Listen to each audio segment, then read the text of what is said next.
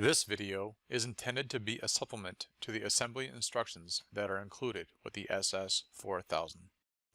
The pallet that keeps the sweeper in place during shipping is not nailed down. Stay clear of it when rolling the sweeper off for assembly. Open the hardware bag and lay all the parts out on the plow box. You will also need one 10mm wrench or socket, one 13mm, two 17mm, and two 19mm. You will also need one T20 Torx screwdriver. Begin by setting the handlebar in the clamps. Mount handlebar to the supports with the knobs. Install the other half of the clamps onto the studs. Slide the fixing plates onto the studs and position so the third hole is towards the front. Thread the M6 lock nut and washer onto the studs. Using a 10mm wrench, tighten the nuts so the handlebars will still be able to move. Using a 10mm wrench, attach throttle lever with the M6 by 65mm cap screw, washer, and lock nut. Push the metal sleeve through the center of the support wheel, and then thread the M10 by 100mm cap screw through the thread on the nut using two 17mm wrenches. Remove the cap screws on both sides that hold the wheel drive housing to the brush drive extension. Do not reuse the removed hardware. Have another person hold the machine firmly by the handlebars. Pull the brush drive frame forward, keeping the frame member as level as possible and keeping the frame from scraping the cover. Use a 13mm wrench to tighten the fasteners that hold the brushing mechanism to the axle drive housing, and then tighten in the order shown in your assembly instruction manual.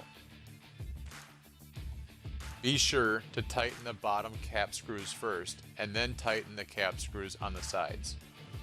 If the machine is not exactly aligned, the drive belt could wear down the brush belt. Secure the cables to the handlebars.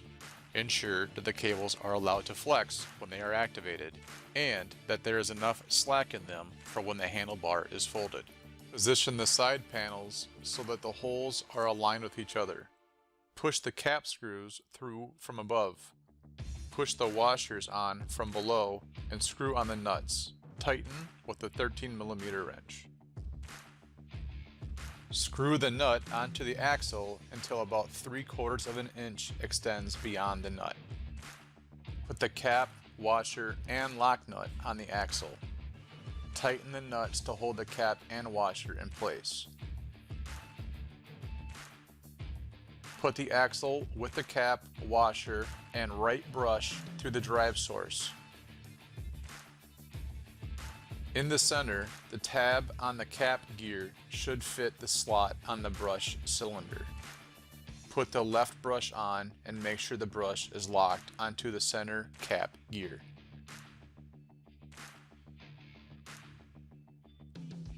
Put the cap and washer on the other end. Thread on the nut. Tighten the axle using two 19mm wrenches.